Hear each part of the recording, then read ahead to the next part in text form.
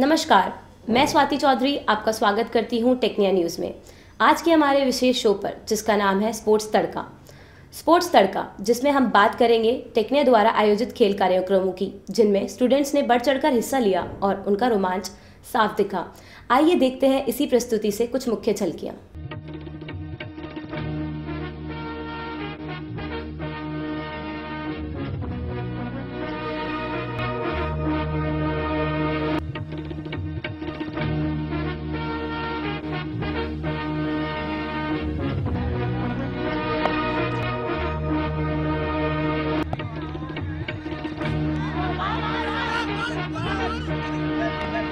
मुख्य खबरों की ओर बढ़ने से पहले आइए नजर डालते हैं आज की सुर्खियों पर। टेक्निया में स्पोर्ट्स मीट्स 2015 का आयोजन। टेक्निया में सेमीफाइनल से ठीक पहले एक कप और हो जाएगा आयोजन। स्टूडेंट्स में वर्ल्ड कप को लेकर उत्साह। स्टूडेंट्स का फीडबैक स्पोर्ट्स को लेकर। हमारे युवाओं की रुचि खेल में साफ देखने को मिलती है। इसी रुचि को जिंदा रखने के लिए टेक्निया ने स्पोर्ट्स मीट 2015 का आयोजन किया, जिसमें भाग लेने के लिए स्टूडेंट्स सुबह 6 बजे ही कॉलेज पहुंचे और अपने मनपसंद खेलों का लुत्फ उठाया। इस मीट के मुख्य खेल थे cricket tournament, chess and carrom tournament. Cricket tournament में एमबीए ने अपनी प्रतिद्वंद्वी टीम को हराया। चेस के विजेता बने भूषण कुमार ने अपने कॉम्पिटिटर को 25 चालों में हराकर विजय हासिल की। कैरम के ब्लैक एंड वाइट खेल का आयोजन किया गया, जिसके विजेता पीयूष और सौरभ बने। उन्होंने 2-0 से अपने कॉम्पिटिटर्स को हराया। ये थी टेक्निया द्वारा आयोजित स्पोर्ट्स मीट। अब बात करते हैं क्वार्टर फाइनल्स की। क्वार्टर फाइनल से ठीक पहले टेक्निया के स्पोर्ट्स जर्नलिस्ट ने की युवाओं से बात। आइए चलते हैं आपको टेक्निया लेकर, जहां हमारे स्पोर्ट्स जर्नलिस्ट साकेत कर रहे हैं हमारा इंतजार। चाहे इंडिया का मैच भारत में हो या ऑस्ट्रेलिया में, ये दीवानगी आपको हर जगह देखने को मिलेगी। ये फैंस, और अगर ये बात विश्व कप के क्वार्टर फाइनल की हो जहां पे इंडिया वर्सेस बांग्लादेश हो, तो ये शोर और बढ़ जाता है। दुश्मन के छक्के छुड़ा दे हम इंडिया वाले, इंडिया। तो इंडिया के अब दुश्मनों के छक्के छुड़ाने,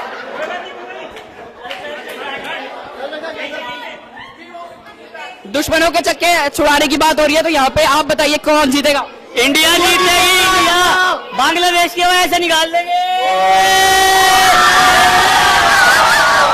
बहुत बढ़िया। सभी क्रिकेट विशेषज्ञों के मुताबिक भी भारतीय टीम सबकी फेवरेट है, पर बांग्लादेश को हम हल्के में नहीं ले सकते। 2007 वर्ल्ड कप में उसी की वजह से हम बाहर हुए थे। तो आप इस मैच को कैसे देखते हैं?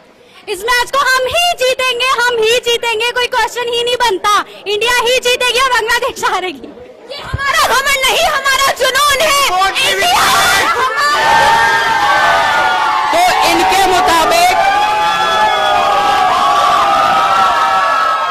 इनके मुताबिक इस बार हमारा सेमीफाइनल का मौका पक्का है। तो मौका हो जाए।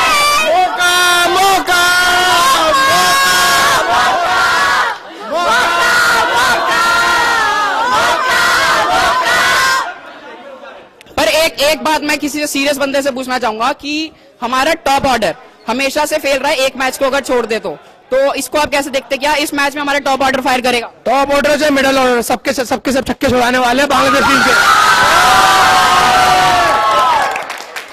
और ये मेलबर्न जो है शिखर धवन का ससुराल भी है, तो हम उम्मीद रख सकते हैं कि शिखर एक सेंचुरी देगा। Century, double century.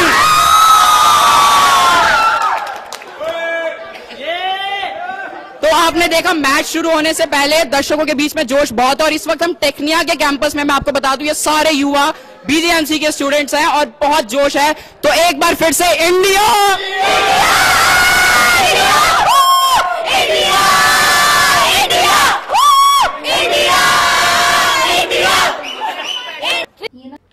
टेक्निया में ये उत्साह सिर्फ क्वार्टर फाइनल्स तक ही खत्म होने वाला नहीं था। उन्होंने सेमीफाइनल से ठीक पहले एक कप और हो जाएगा आयोजन किया, जिसमें सारा कार्य पीजेएमसी के बच्चों ने किया। यह शो पीजेएमसी फॉरएवर के बैनर तले हुआ, जिसमें विशेषज्ञ आए और उन्होंने अपनी राय एम्पायरिंग और स्लेजिंग जैसे विषयों को लेकर दी। एक कप और हो जाए, एक कप और हो जाए, come on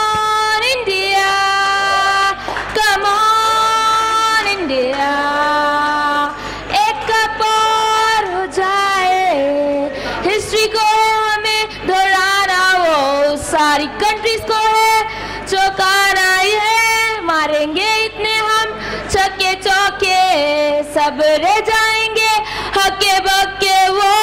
come on India, come on India, एक कप और हो जाए, एक कप और हो जाए। इस शो में 4 सेगमेंट्स पर बात की गई, जिसमें पहला सेगमेंट था फाइनल और सेमीफाइनल के संभावित मैचों पर चर्चा, जिसमें विशेषज्ञों का कहना था कि भारत वर्ल्ड कप ले आएगा। ये सपोर्ट इंडिया को हर जगह मिलता है और इसी पे चर्चा करने के लिए कि कैसे एक कप हमें और मिलेगा, हमारे साथ कुछ लोग हैं। हमारे साथ है मृदुल, जो कि यूनिवर्सिटी टीम को अपनी लीड कर चुके हैं, स्कूल में भी ये लीड करते थे और उसके बाद बीसीसीआई के टूर्नामेंट DPL में भी इन्होंने नॉर्थ दिल्ली की तरफ से पार्टिसिपेट करा था। जोरदार तालियां मृदुल के लिए। वहीं हमारे साथ क्रिकेट विशेषज्ञ आयुष्मान सिंघल भी हैं, जो अपनी टिप्पणियों से बताएंगे कि कैसे हम वर्ल्ड कप वापस ला सकते हैं। तो जोरदार तालियां आयुष्मान के लिए। स्वागत है आप दोनों का। मेरा पहला सवाल सिंपल सा ये है कि अगर अब तक की इंडिया की फॉर्म देखें तो 7 में से 7 मैच उन्होंने जीते हैं, तो उस हिसाब से ऑस्ट्रेलिया कोई बड़ी चुनौती नहीं होनी चाहिए। देखिए, मैं इस पे ये कहना चाहूंगा, सबसे पहले तो इलाका उनका होगा, धमाका हमारा होगा। जैसे आप देख रहे हैं, थोड़ा धीरे धमाका हुआ है। जैसा आप देख रहे हैं, इंडिया की टीम की पहले जो बॉलिंग थी वो काफ़ी वीक थी, लेकिन अभी के टाइम इंडिया की बॉलिंग काफ़ी स्ट्रांग हो गई है। पिछले 7 मैचों में इंडिया ने 70 विकेट लिए, तो 8वें में भी 80 होने के पूरे आसार है और इंडिया पक्का जीतेगी जीतेगी।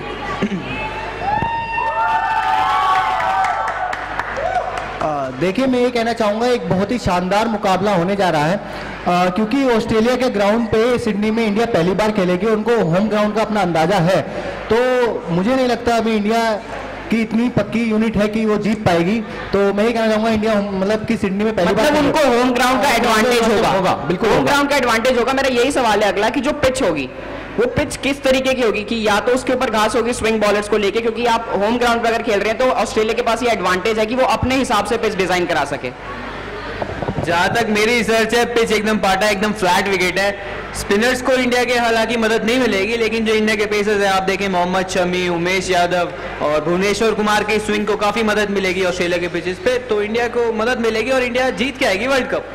भुवनेश्वर कुमार से याद आया कि वो अभी तक 1 मैच खेले हैं सिर्फ, और अगर पिच पे घास होती है तो क्या धोनी विनिंग कॉम्बिनेशन के साथ छेड़खानी करेंगे और भुवनेश्वर कुमार को लेके आएंगे किसी एक बॉलर को ड्रॉप करके, या फिर वो विनिंग कॉम्बिनेशन के साथ ही खेलेंगे?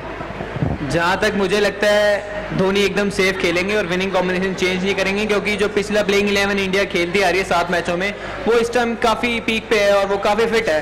तो 8वें मैच में भी सेम प्लेइंग 11 होगा और इंशाल्लाह हम जीतेंगे।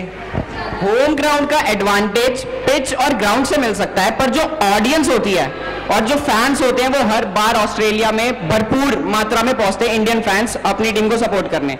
इसी वजह से माइकल क्लार्क ने भी ये कहा था कि जो 70% टिकट सिडनी ग्राउंड की इंडियंस ने खरीदी है, तो उन्होंने कहा हमें इंडिया टीम से ज्यादा प्रेशर उनके फॉलोअर्स का है। तो क्या ये सिर्फ प्रेशर ऑस्ट्रेलिया के ऊपर होगा या इंडिया के ऊपर भी होगा?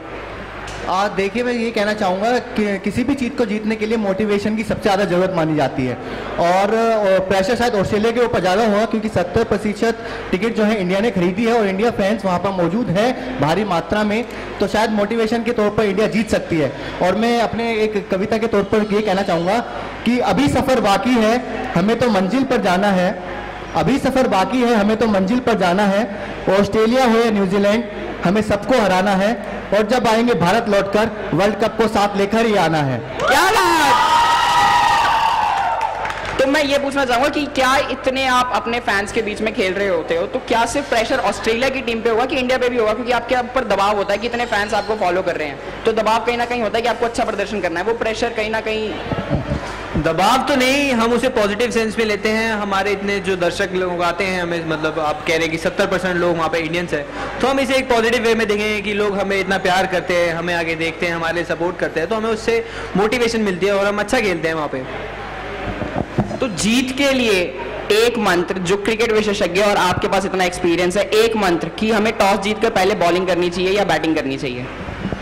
जहाँ तक मुझे लगता है हमें टॉस जीतकर बैटिंग करनी चाहिए, क्योंकि फ्लैट विकेट है तो हम एक अच्छा टारगेट सेट करेंगे अराउंड 300 के आसपास, तो हमें जीतने में आसानी मिलेगी। बाकी अब देखते हैं। लेकिन इससे कुछ फर्क नहीं पड़ता, चाहे बैटिंग करें चाहे बॉलिंग करें, जीत तो केवल टीम इंडिया की ही होने वाली है। और एक बात और मैं आपको बता दूं, ये जो सेमीफाइनल है ये एक ऐतिहासिक मुकाबला है, क्योंकि इससे पहले इंडिया और ऑस्ट्रेलिया कभी भी साथ में सेमीफाइनल नहीं खेले हैं किसी भी वर्ल्ड कप का, और दोनों कोई भी सेमीफाइनल हारे नहीं है। तो क्या ये एक ऐतिहासिक मुकाबले पे, क्योंकि कोई भी जीते कोई भी हारे, किसी ना किसी का तो रिकॉर्ड जरूर टूटेगा। ये तो बात ठीक है, बट आप देखें इस वर्ल्ड कप में इंडिया ने 7 मैच खेले, 7 के 7 जीते हैं, लेकिन ऑस्ट्रेलिया 1 मैच हारी भी है न्यूजीलैंड से, तो उनके ऊपर एक कहीं ना कहीं दबाव है हार का भी, क्योंकि इंडिया तो इस टाइम अपने पीक पे है, वो तो जहां भी जा रहे हैं इस टाइम जीत के ही आ रहे हैं वापस। तो हमारे एक्सपर्ट्स की फेवरेट को अगर हम माने तो यही है कि कुल मिला के इंडिया सबकी फेवरेट है, बट हम ऑस्ट्रेलिया को सीधे सीधे दरकिनार नहीं कर सकते, क्योंकि वो अपने होम ग्राउंड पे खेल रहे हैं, उनके पास एडवांटेज है। और अभी हम 4 महीने पहले भी मतलब जो हमने 3 महीने से हम ऑस्ट्रेलिया में, हम एक भी मैच ऑस्ट्रेलिया को नहीं हरा पाए, तो ये प्रेशर होता है कि हाँ कि नहीं, ऐसा नहीं होता, क्योंकि हम पिछले 7 मैच जीत चुके, तो वो प्रेशर खत्म हो चुका होगा, वो प्रेशर अभी भी होगा।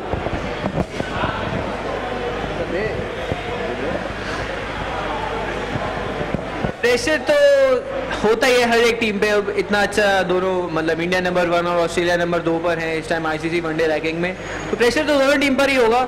लेकिन अब वही बात है कि ऐसी प्रेशर सिचुएशन में कौन उस प्रेशर को हैंडल करता है और जीतता है, वही असली विजेता होता है। एक दोनों का ऐतिहासिक मुकाबला भी होने वाला है। मैं आपको बताना चाहूँगा 2011 वर्ल्ड कप में आज ही के दिन 26 मार्च 2011 के ही दिन ऑस्ट्रेलिया और इंडिया का क्वार्टर फाइनल था, जिसमें इंडिया ने जीत हासिल की थी। और आज ही के दिन 26 मार्च 2015 में इंडिया और ऑस्ट्रेलिया का दोबारा सेमीफाइनल है। अब देखते हैं कौन जीतता है। एक बहुत ही ऐतिहासिक मुकाबला होने वाला है यहाँ पर। बट हाँ, ऑस्ट्रेलिया के साथ इंडिया का वार्म अप मैच भी हुआ था, तो उसमें भी इंडिया को हार का सामना करना पड़ा था। तो इंडिया के ऊपर भी कहीं ना कहीं दबाव तो होगा ही कि मतलब पहले भी वो ट्राई सीरीज भी हारे हैं, तो 2-3 महीने से हारते हुए भी हारे ऑस्ट्रेलिया से, तो ऑस्ट्रेलिया के सामने थोड़ा तो डरना पड़ेगा उनसे। थोड़ा डरने की जरूरत है, पर लेकिन हम हारेंगे नहीं, क्योंकि ये सिर्फ हमारी ऑप्टिमिस्टिक सोच नहीं कह रही, ये कह रहे हैं पीछे के ट्रेंड। जो आयुष्मान ने बताया कि पिछले साल भी हमने इसी डेट पे ऑस्ट्रेलिया को क्वार्टर फाइनल में हराया था, और अब तक हम वर्ल्ड कप में एक भी मैच नहीं हारे हैं। तो इसका मतलब है कि हमारे पास एक और मौका बनने वाला है और हम सीधे डायरेक्ट फाइनल्स में पहुंचने वाले हैं। इसके दूसरे सेगमेंट में बात की गई फॉर्मेट्स की और उनमें क्या क्या तब्दीली होनी चाहिए। कम ऑन इंडिया, और इसी के साथ स्वागत है आपका फिर, और यही हम चाह रहे हैं सारे कि कम ऑन इंडिया, एक कप और हो जाए। और इसी सेगमेंट पे हम बात करते हुए हम आगे बढ़ते हैं, जहां पे हम बात कर रहे थे कि कुछ फॉर्मेट्स की। जो ये इस बार का वर्ल्ड कप का जो फॉर्मेट्स है वो कुछ खास लगा नहीं। काफी क्रिकेट विशेषज्ञों ने कहा कि सबको पता है कि ये 8-8 की टीमें बटी हैं, ये 4 आगे जाएंगी, ये क्वार्टर फाइनल्स खेलेंगी। तो स्टार्टिंग में मतलब कोई देखने का इंटरेस्ट नहीं था उसके अंदर, क्योंकि फॉर्मेट्स 2 थे। तो काफी लोगों, क्रिकेट विशेषज्ञों का ये मानना है कि ये फॉर्मेट अच्छा नहीं था। जो पहले चल रहे थे, हम छोटे ग्रुपों में टीमों को बांटते थे, वो होना चाहिए था। तो मैं यही, अब हमारे साथ एक नए पैनलिस्ट भी जुड़े इस बारे में चर्चा करने के लिए, वो है मिस्टर ऐश्वर्य, जो कि यूनिवर्सिटी लेवल पे क्रिकेट खेलते हैं। स्वागत है आपका, जोरदार तालियां इनके लिए। तो मेरा पहला सवाल ये है कि क्या ये फॉर्मेट जो इस बार के हैं, क्योंकि सबको पता है कि ये 8 टीमें आगे जाएंगी, हमने वो बांग्लादेश की हर बार की आदत है कि वो कोई ना कोई उलटफेर करती है। तो जैसे 2007 में उसने भारत के लिए वो किया, प्रॉब्लम क्रिएट करी, तो पर कहीं ना कहीं ये पता था कि 8 टीमें ही आगे जाएंगी। तो क्या ये फॉर्मेट सही है या इसके अंदर आईसीसी को कुछ चेंज करने की जरूरत है? आपकी अपनी राय क्या कहती है? अगर मेरी राय देखी जाए तो ये फॉर्मेट, जैसे हमारे को शॉर्ट पता था कि ये 4 टीमें सेलेक्ट होंगी, तो ऐसा नहीं होना चाहिए। जैसे कि हम देखते हैं कि आईपीएल के अंदर जो डोमेस्टिक क्रिकेट है हमारा, उसके अंदर हर टीम को मौका मिलता है हर दूसरी टीम के साथ फाइट करने का। अगर किसी टीम का जैसे परफॉर्मेंस अच्छा नहीं है या फॉर्म खराब है, वो कभी ऐसा भी हो जाता है कि वो बाई चांस किसी एक अच्छी टीम को हरा के सेमीफाइनल की उसमें या फाइनल की लीग में पहुंच सकती है। तो ऐसा ही होता है। जैसे कि हमारे क्रिकेट वर्ल्ड कप के 1992 का जो एरा था, उस टाइम पे राउंड रॉबिन एक नई इन्होंने वो निकाली थी, इन्होंने राउंड रॉबिन एक कहते हैं नई टेक्निक निकाली थी, जिसके अंदर हर टीम को हर दूसरी टीम, हर एक टीम के साथ मैच खेलने का मौका मिला था। उसके बाद वही हमारा जो ट्रेडिशन चलता है कि सेमीफाइनल और वर्ल्ड कप राउंड होंगे 2। तो इसलिए मेरे हिसाब से कि हमें कुछ नए चेंजेस करने चाहिए। जैसे टॉप 8 के अंदर जो हमारा जो फर्स्ट ग्रुप राउंड होता है, ग्रुप स्टेज के अंदर हमें टीमें कम खिलानी चाहिए, या हर टीम को हर एक के साथ एक बार तो खेलने का मौका मिलना ही चाहिए हर टीम को। मतलब ये है कि कुल मिला के जो ताकि हम हर टीम के साथ खेलें तो हर टीम को अपनी स्ट्रेंथ और वीकनेसेस पता लग जाए और हर टीम को फेयर चांस मिले और हर टीम से खेले ताकि वो आगे नॉकआउट्स में जब उनसे लड़े तो उन्हें पता हो कि उन्हें कैसे खेलना है। और मैं आयुष्मान से आपकी राय जानना चाहूंगा कि क्या ऐसा आईपीएल वाला सिस्टम है या आप कोई तीसरे तरीके का फॉर्मेट देखते हैं जो हम वर्ल्ड कप के लिए यूज कर सकते हैं? जी बिल्कुल, अगर हम ये चीजें क्रिकेट में नहीं देख पा रहे हैं तो और भी गेम हमारे पास है, जैसे कि लॉन टेनिस ले लीजिए, तो उसमें भी हर एक टीम के साथ खेलती है और हर एक टीम को अपनी वीकनेस और स्ट्रेंथ का पता चल पाता है। मतलब आजकल का जो युग है वो प्रतिस्पर्धा का युग है, मतलब कि एक मोटिवेशनल युग है। अगर कोई टीम अपने आप को नंबर 1 नहीं रख पा रही है तो उसे घर चले जाना चाहिए। मतलब अपनी छोटी टीम भी नंबर 1 आ सकती है, ऐसा कोई बात नहीं है कि छोटी टीम को खेलने का मौका नहीं दिया जाना चाहिए, बिल्कुल दिया जाना चाहिए। सब टीमों के साथ खेले, सब टीमों के साथ लड़े, क्या पता छोटी टीमें वर्ल्ड कप ले जाए। मतलब आपके कहने का मतलब यह है कि 16 टीमों की बजाय हम ज्यादा टीमें रखें और जैसे टेनिस में होता है हर मैच नॉकआउट मैच हो। जी बिल्कुल, अगर हम मतलब 64 टीम नहीं रख पा रहे तो 32 टीम की शुरुआत करें, लेकिन एक शुरुआत तो हो, छोटी टीम को भी अपना एक चांस तो मिलना चाहिए ताकि वो आगे जा सके और हर मैच नॉकआउट हो कि ताकि जो विनर बने वो कांस्टेंट परफॉर्मर हो कि हर बार अच्छा खेला इसलिए वो विनर बना, एक मैच खेल के नहीं। बिल्कुल यही होना चाहिए कि फॉर एग्जांपल कोई टॉप टीम है, अगर वो हार जाती है तो मतलब उसको घर चले जाना चाहिए। ये मतलब नहीं होता कि छोटी टीम को हार गई कि वो ही घर जाएगी, ये नहीं, अपने आप को नंबर 1 बना के रखना चाहिए। अगर वो नंबर 1 नहीं बन सकता तो उसे घर चले जाना चाहिए। तो हम उम्मीद करते हैं कि आईसीसी वाले हमारे एक्सपर्ट्स की राय जरूर देख रहे होंगे।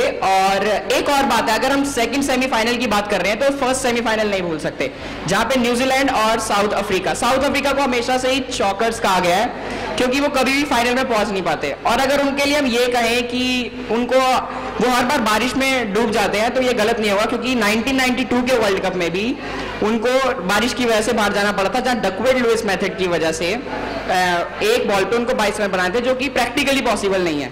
तो क्या ये डकवर्थ लुईस का मेथड नॉकआउट स्टेजेस पे होना चाहिए या नहीं होना चाहिए? हमें एक रिजर्व डे लेके चलना चाहिए क्योंकि नॉकआउट स्टेजेस हैं।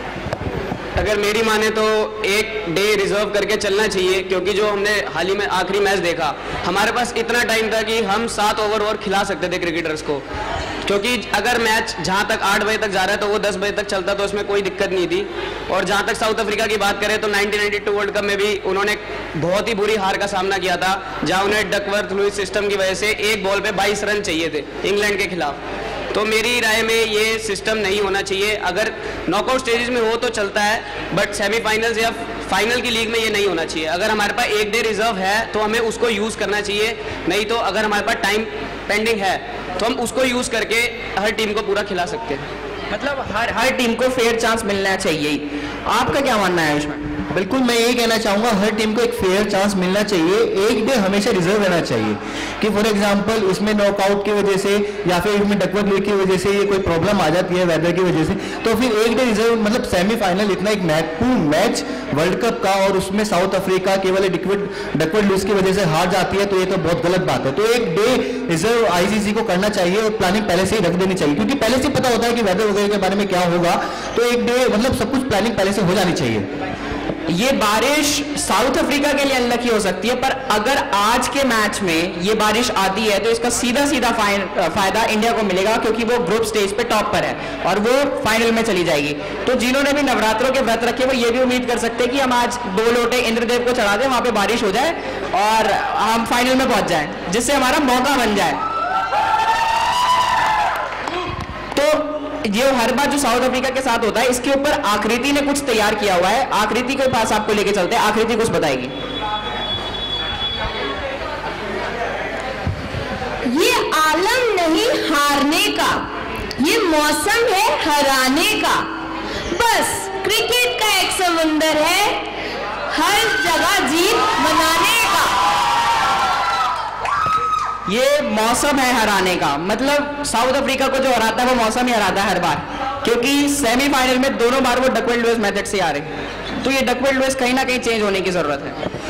मेरे हिसाब से डकवर्थ लुईस चेंज होने की जरूरत है, क्योंकि साउथ अफ्रीका एक बहुत ही अच्छा स्कोर कर सकती थी, पर डकवर्थ लुईस सिस्टम के हिसाब से उन्हें सिर्फ 10 रन की बढ़ोतरी मिली, जिस वजह से उन पे प्रेशर पड़ गया और उस हिसाब से वो खेल नहीं पाए जिस हिसाब से वो सोच के गए थे। स्टार्टिंग से अच्छा खेलते, नहीं तो वो स्टार्टिंग से ही अच्छा खेलते, क्योंकि उनके बॉलर्स ने काफी मेहनत की, बट न्यूजीलैंड ने भी कहीं ना कहीं ये सोच रखा था कि हम भी बहुत तेज खेलेंगे, तो उस हिसाब से साउथ अफ्रीका को बहुत फर्क पड़ा।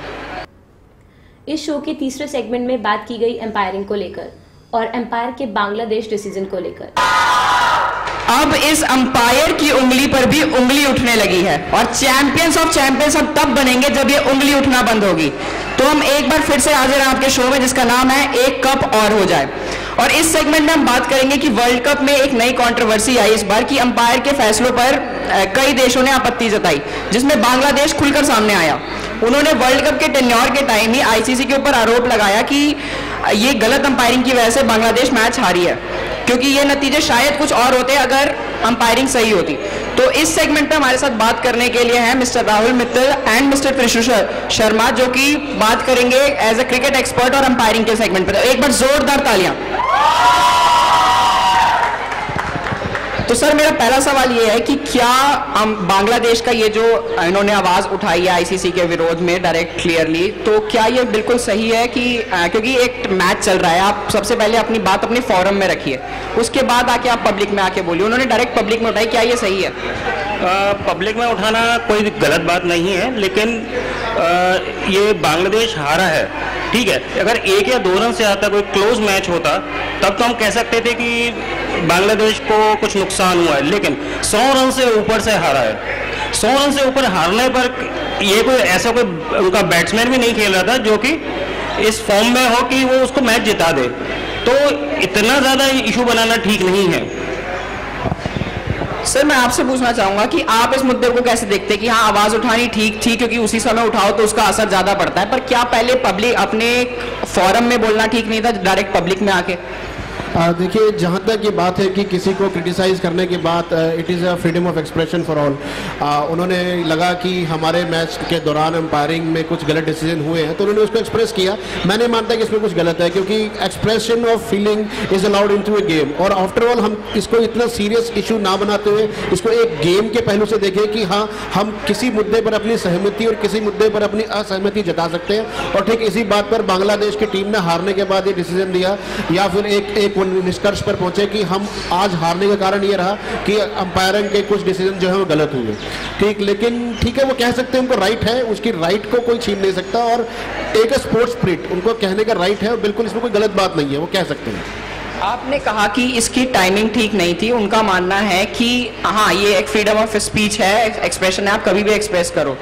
तो इस चीज को आप कैसे देखते हैं कि ये सिर्फ एक फ्रीडम ऑफ एक्सप्रेशन है, या फिर हार का दबाव हटाने, मतलब हार के लिए बहाना ढूंढना भी एक इसके इस पहलू को देखा जा सकता है? नहीं, फ्रीडम ऑफ स्पीच की बात तो नहीं है। ठीक है, वो हारे हैं, वो कुछ भी कह सकते हैं, लेकिन हार का बहाना कह सकते हैं। क्यों? क्योंकि उनकी टीम इतनी स्ट्रांग नहीं थी। अगर इतनी स्ट्रांग होती तो ये बहानेबाजी की बात नहीं थी। हार गए। देखिए, अब न्यूजीलैंड और अफ्रीका के बीच में मैच है, लेकिन न्यूजीलैंड और अफ्रीका के बीच जो मैच था उसमें अफ्रीका ने कोई बहाना नहीं बनाया कि हम डकवर्थ लुईस की वजह से हार गए, इसकी वजह से हार गए। हालांकि हारे उसी वजह से हैं, लेकिन बहानेबाजी ठीक नहीं है। हार गए तो हार गए। This is a game and we should play like in the game spirit. तो जो अंपायरिंग, जो गलत अंपायरिंग अभी हो रही है, ये सिर्फ आज की बात नहीं है। पहले भी ऑस्ट्रेलिया और इंडिया के सीरीज में बकनर जो अंपायर थे, उन्होंने काफी गलत फैसले दिए। यहाँ तक कि रिकी पॉन्टिंग के कहने पर भी उन्होंने एक फैसला दिया था, जिसपे रिकी पॉन्टिंग ने पहले आउट का इशारा किया, उसके बाद अंपायर ने दिया। तो क्या ये ह्यूमन एरर जानबूझ के होते हैं या टेक्निकल एरर? जब हमारे पास टेक्नोलॉजी, हम उसको यूज क्यों नहीं करते कि ताकि ये ह्यूमन एरर खत्म हो? देखिए, जहाँ तक इस वर्ल्ड कप की बात है, यहाँ पर एक बार हर मैच में गेम ये है कि अगर अंपायर के किसी डिसीजन से आपको आपत्ति है तो आप रिव्यू डिसीजन की एक बार डिमांड कर सकते हैं, और अगर वो रिव्यू आपकी तरफ से ठीक पाया जाता है तो आप उसको दोबारा भी नहीं कर सकते। लेकिन if it is found wrong तो आप उसको उसी मैच में दोबारा प्रयोग नहीं कर सकते। तो अगर बांग्लादेश की टीम को कहीं पर आपत्ति थी मैच के बाद में, तो कुछ भी बोलने का कोई फायदा नहीं है। लेकिन अगर एक अंपायर ने किसी प्लेयर को नो बॉल, किसी की बॉलिंग को नो बॉल कहा, या किसी ऐसे प्लेयर को नॉट आउट कहा जो आउट था, तो आपको उसी वक्त डाउट था, तो आपको वो डाउट तभी रेज करके अंपायर डिसीजन रिव्यू का डिमांड करना चाहिए था, जो आपके पास एक राइट है। आपने उस वक्त प्रयोग नहीं किया तो वो गलत है। बाद में इसका डिमांड रेज करना और ये केवल मात्र कहना कि अंपायरिंग गलत हुई है, तो ये जस्टिफाइड अब नहीं है। आप एक गेम स्पिरिट के नाते आपको, आपकी हार हुई है, आप उसको हार को एक्सेप्ट करो और आगे बढ़ो, और आप अपनी कमियों को जानते हुए उस कमियों पर काम करो और आगे और अच्छा खेलने का प्रयास करो। रिव्यू की जो बात है, जो DRS है, वो ICC ने होस्टिंग कंट्रीज के ऊपर छोड़ रखा है। जो भी इस चीज को होस्ट करेगी उसके मर्जी अनुसार होगा कि वो DRS लेना चाहती है कि नहीं लेना चाहती। 2011 वर्ल्ड कप में भी इंडिया के अंदर जब हुआ था तो इंडिया इसको कभी भी सपोर्ट नहीं करती DRS को, वो कहती है umpire decision is the last decision. तो इसको आप कैसे देखते हैं? क्योंकि हमारे पास टेक्नोलॉजी है, तो अगर ICC के टूर्नामेंट्स हैं तो ICC को फोर्सफुली उस चीज को इंप्लीमेंट नहीं करना चाहिए। देखिए, जहां तक इस वर्ल्ड कप की बात है, जहां अभी पाकिस्तान और भारत का मुकाबला हुआ तो उसमें पाकिस्तान ने अंपायर रिव्यू का डिसीजन लिया भी था। एक पहलू पे ऐसा लिया था, तो ऐसा इस वर्ल्ड कप में ये अलाउड है। और when it was allowed into Bharat और पाकिस्तान के मैच में ये अलाउड था, तो it was equally applicable towards India and Bangladesh also. तो मेरा कहने का मुद्दा यही है कि अगर बांग्लादेश को कहीं पर आपत्ति थी तो कह रहे हैं अंपायर के डिसीजन नहीं, वो कह रहे हैं अंपायर के डिसीजंस। इट मींस काफी सारे ऐसे डिसीजंस हुए जो आपके खिलाफ हुए और आप ये कह रहे हो कि वो गलत है। पहली बात तो अभी तक ये कुछ साबित नहीं हुई कोई डिसीजन गलत लिया गया था। अगर कोई गलत होता, एक डिसीजन किसी मैच में एडजस्ट हो जाता, लेकिन 2, 3, 4 डिसीजन गलत हो रहे हो अंपायर के थ्रू, तो ICC भी इस पर एक्ट करता है। और आपको कंप्लेंट थी तो एक ऑफिशियल कंप्लेंट भी आप दर्ज करा सकते हो। टूर्नामेंट मैच रेफरी होता है, आप फोर्थ अंपायर होता है, उनके पास आप ऑफिशियली कंप्लेंट कर सकते हो। आपने वो कुछ नहीं किया, यही किया कि उन्होंने पब्लिक में आके बोल दिया। कुछ नहीं किया। आप पब्लिक में देखिए, पब्लिक में बोलना गलत नहीं, आप बोल सकते हैं, लेकिन अगर आपको सच में कोई आपत्ति थी तो आपको वो दर्ज करानी चाहिए थी मैच रेफरी के पास। आपको एक रिटर्न में कंप्लेंट करनी चाहिए थी ICC के पास। आपने उसमें से कुछ फॉलो नहीं किया। आप केवल मात्र बयानबाजी कर रहे हो to have sympathy from your audience, from your own country. That's it. जो नॉकआउट जैसे स्टेजेस होते हैं, जो हमारे DRS के रूल्स हैं कि एक टीम उसमें एक ही रिव्यू ले सकती है एक इनिंग्स में, क्या नॉकआउट जैसे स्टेजेस में ये इसकी संख्या बढ़ानी चाहिए? क्योंकि ये वो एक ऐसी स्टेज होती है जहाँ पे आप एक गलत फैसला आप वापस पैक करके घर वापसी, तो क्या ये जरूरी नहीं है? हाँ, ये ज़रूरी है कि ये तो नॉकआउट स्टेजेस है। नॉकआउट स्टेज में एक भी अगर गलत फैसला आ जाता है तो उसमें होता है क्या है कि आप वो टर्निंग पॉइंट बन सकता है मैच का। तो इसमें एक नहीं कई सारे, और इसमें अनलिमिटेड होने चाहिए, ठीक है, लेकिन इसमें भी खिलाड़ियों को ध्यान रखना पड़ेगा कि उसमें इतनी अति ना कर दें। पता चला मैच 3.5 घंटे के बजाय 4 घंटे का हो गया, 5 घंटे का हो गया, वो चीज़ भी खिलाड़ियों को सभी को ध्यान रखनी पड़ेगी। और नॉकआउट स्टेजेस की हम बात कर रहे हैं, नॉकआउट स्टेजेस में जो DRS रिव्यू सिस्टम है वो ज़्यादा होना चाहिए दोनों टीम्स के पास, क्योंकि यहाँ गलती की कोई गुंजाइश ही नहीं है। जरा सी गलती और आप घर वापस। अब मैं इसी में सर की बात को पॉइंट आउट करना चाहूँगा, एक ऐड करना चाहता हूँ। सिर्फ मैं सर की बात से सहमत हूँ। जहाँ अभी राहुल सर ने ये कहा कि इसके पॉइंट्स मतलब हमें चांसेस बढ़ाने चाहिए, मैं ये कहना चाहता हूँ कि आपके पास अनलिमिटेड चांस है। अगर आप राइट हैं, आपने कहा कि बाहर में इसको गलत आउट किया और वो आउट नहीं है, आपने ये क्वेश्चन रेज किया और वो फोर्थ अंपायर ने कहा कि हाँ आप सही है, तो आप उसको रिव्यू को दोबारा करवा सकते हैं अगली चांस में, और वो भी सही पाते हैं तब दोबारा तिबारा चौबारा आप पा सकते हैं। लेकिन वहाँ पर मुद्दा है कि जहाँ पर आपका रेज किया क्वेश्चन गलत हुआ, then you will not get any answer. Yes, मैं इससे सहमत हूँ, नहीं मिलना चाहिए, क्योंकि टाइम एक्सीड होता है, बार बार होता है।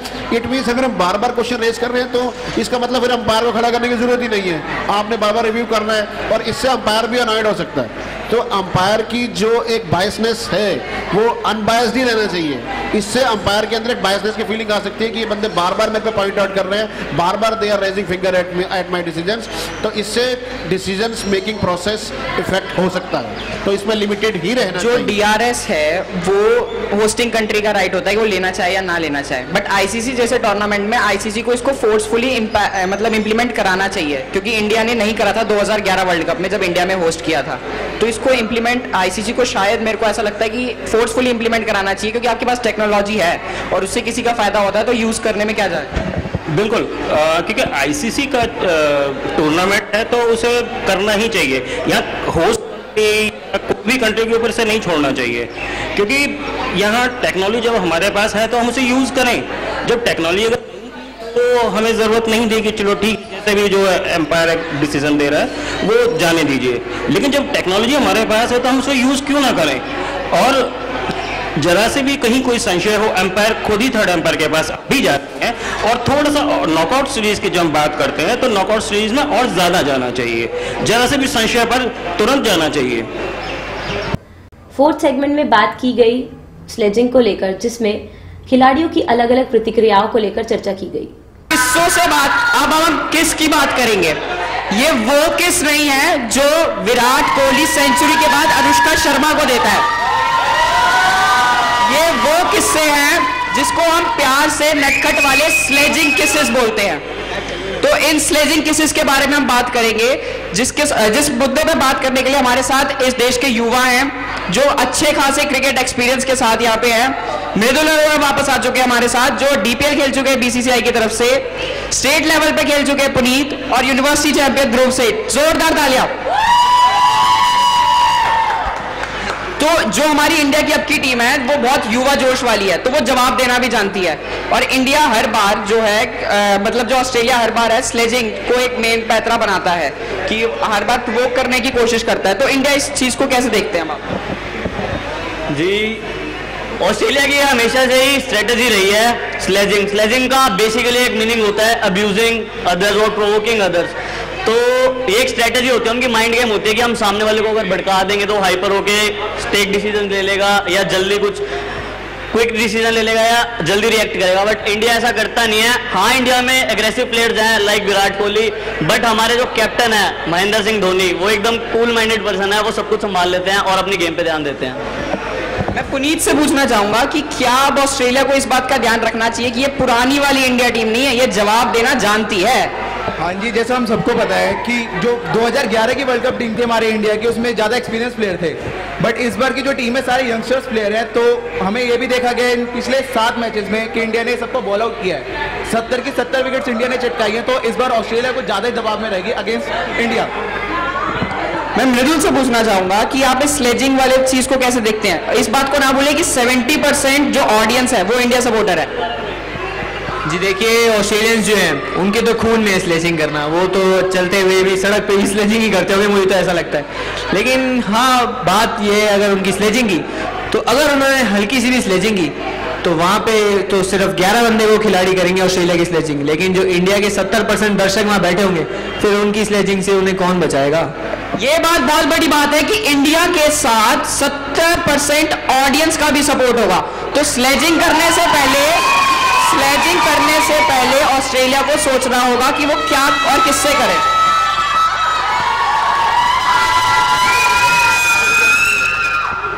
कई बार ऐसा होता है कि जो स्लेजिंग हम करते हैं वो बहुत प्लानिंग के साथ करनी पड़ती है कि किसके ऊपर असर होगा। जैसे अजय जडेजा थे हमारे, वो स्माइल कर करके सारी स्लेजिंग का जवाब दे देते थे, ठीक है। और तो इस टीम में किसको आप देखते हैं कि वो इजीली टारगेटेड हो सकते हैं? इस स्लेजिंग में बेसिकली मेरे हिसाब से विराट कोहली। एक कप और हो जाए के बाद टेक्निया के छात्रों से जानते हैं उन्होंने इन एक्टिविटीज से क्या क्या सीखा और पहली बार उन्हें ऐसे अवसर प्रदान किए गए, इस पर उनका क्या कहना है। टेक्निया इंस्टीट्यूट ने आज बहुत ही बेहतरीन प्रोग्राम ऑर्गेनाइज किया जिससे हम बीजेएमसी के बच्चों को बहुत कुछ सीखने को मिला। इसी के साथ मैं अपने साथी चिराग को बुलाना चाहती हूं जो कि वो बताएंगे कि उनका इस बार इस शो के साथ एक्सपीरियंस कैसा रहा। तो चिराग बताइए, आपका इस शो के साथ एक्सपीरियंस कैसा रहा?